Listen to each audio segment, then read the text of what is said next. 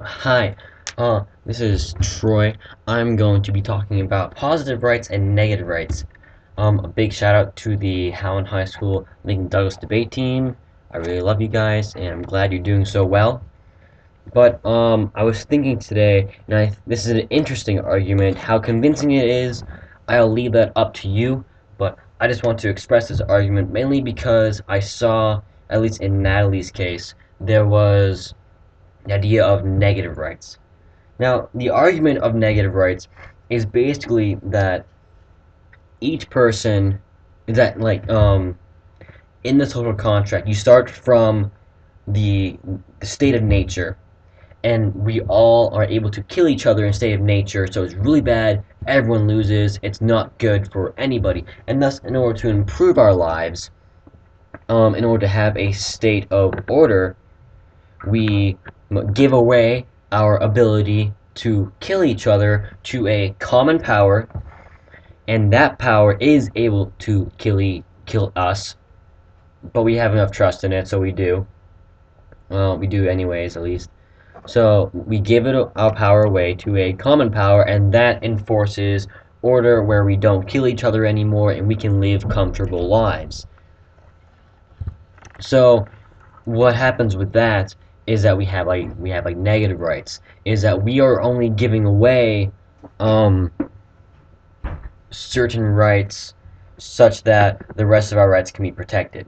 This common power, its sole job is to protect our rights to life, liberty, and property. Um, you can go that way with negative rights, the whole state of nature social contract idea, or you can go this way, which is a different type of spin. You start off by saying we have the right to property, and and you say, oh well, I have um, this fork. I own this fork, and thus I have a right to do whatever I want with this fork, so long as I'm not impeding upon your life to life, liberty, and property. Likewise, I own this fork just as much as I own myself. So, thus, I'm able to do whatever I want with myself and the fruits of my labor, since they are expressions of myself. I'm able to do whatever I want with those things so long as I don't impede upon your rights. This is negative rights because there is no positive obligation then. The state is unlawful to force you to do something by law by simply saying, "Oh, well, we're gonna pass this law so that you have to buy this watermelon." Well, you're like, no, no, no, I don't have to, because I have the right to property.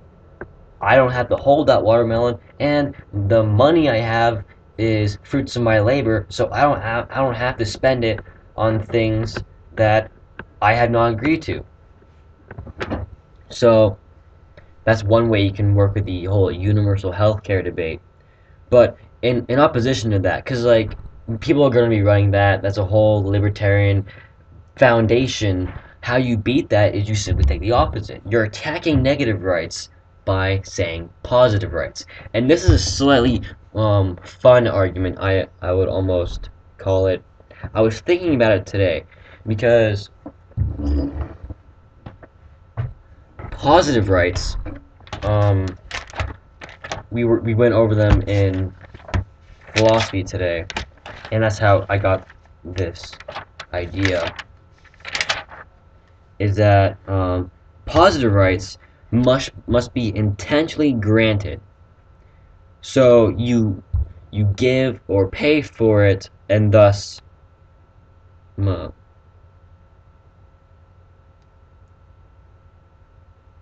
so there must be a reaction. Basically, like I give you money with the intention of paying for a meal, and thus like it's a series of events. It's not like, oh well, we're gonna, like, I have the money and you have the meal and we're gonna toss it at the same time. Things don't work like that. because you have a lot of messy dinners. But how it works is that I pay you, and then you give me the food, or you give me the food and then I pay you. There has to be a degree of trust, and in that, there's a moment of positive rights. That I pay you with the intention of getting a meal, and thus I have a positive right to receive that meal. If not receive that meal, then to receive my money back. Um, it's like because positive rights require an action to be done rather than require to keep you from doing an action, such as like killing impedes upon the right to life. So we need to keep you from killing. But positive rights say you have an obligation to protect those at all time. Well, that's an extreme obligation, but you get the point. It's a positive right. So for the universal healthcare thing, um, you have the same idea. You start off by saying, so if I pay you to for a meal, then you should give me that meal, right? If there's an agreement, then yeah, you should. So so then if if I contribute to society, then I should benefit from society, right? And if they say no, then you can say the entire social contract is null and void. In fact, you can put this into the questioning, if even in any way you want it, saying that because I know Socrates goes over this, that we take part in the social contract tacitly by benefiting from the state. That the state has raised us, it has given us public public services, it has given us education, it has given us shelter, food, a country, rights, liberties. So then since we benefit from it, that's us tacitly saying that, hey, I'm going to take part in this social contract. I will contribute to society in as compensation for receiving all those benefits. So, likewise, the same thing happens um, with with universal healthcare. That we contribute we contribute to society um,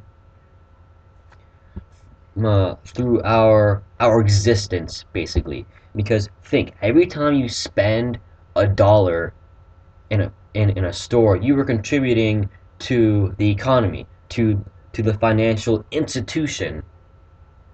And well, here there's two parts to this argument. There's there's a part I just described how you contribute. Actually, never mind. You should put this in a different way. You should say that every day, in order to take part in society, we put ourselves at risk. How do we put ourselves at risk? Well, there's several different things. We put ourselves at risk through walking across streets, just basically um, through everyday risks of cars, accidents. But then it's a third one that not a lot of people notice is that the air is full of germs. People are full of germs, and thus, in order to contribute to society, we need to interact with people. So, if you reword this, in order to contribute to society, we need to interact with germs. Germs cause disease, and thus doesn't it make sense for that if the state asks us to take part in such a dangerous, risky environment, then wouldn't it make sense for it to always take care of us once we are harmed in this environment? Imagine, um, like people always use parents with the whole state-citizen relationship. So imagine your mom asking you to walk across a bed of needles. Um, and so like barefoot. and you walk across it, and you're just like, okay, well, I'm fine. But on your last step, you get a needle through your toe. It's like, since your mom asked you to do that and you did it, no, like, your mom required you to do that. Like, in order to function in your household, she required you to do that every day.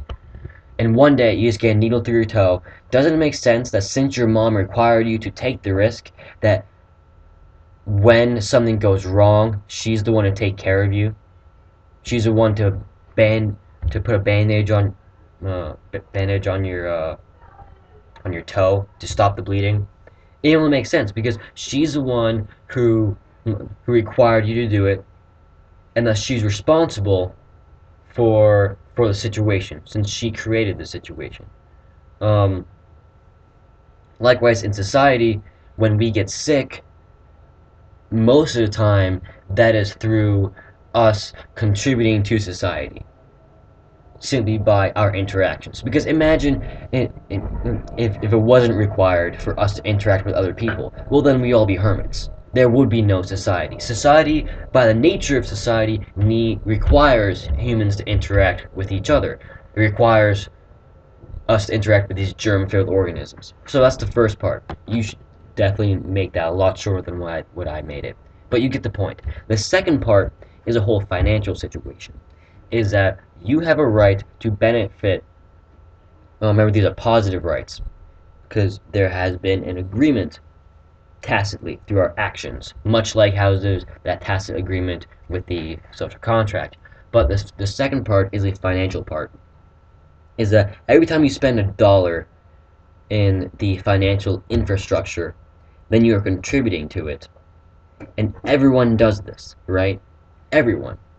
So then, doesn't everyone deserve to benefit from it? Because imagine, the financial structure, by nature of the financial structure, needs people to contribute to it. It has a need that needs to be satisfied, and you are the one to satisfy it. Well, why is it wrong to ask for compensation from that? Or not even compensation, a guarantee that just in case things go wrong, then you're okay. So you have this positive right by fulfilling their need. It's like making a deal.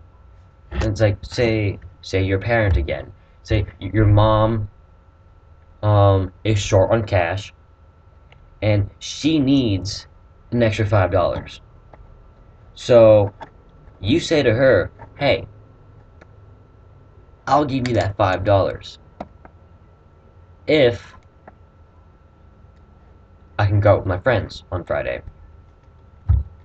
Simple as that. You make a deal. Just like with social contract, there is a deal, a contract. We make tons of these a day. You just need to point out the right ones, and then you have an argument. All of them consist of negative and positive rights. So, to basically, you have, well, just a summary, you have this two-part argument focusing on tacit agreements through your actions and benefits from other people's actions, and positive and negative rights. You are attacking negative rights with the idea of positive rights by saying that both in an idea of health, an idea of finances, you are contributing to a society or a financial infrastructure, and thus you have a positive right to receive something from that infrastructure, which you are almost like paying through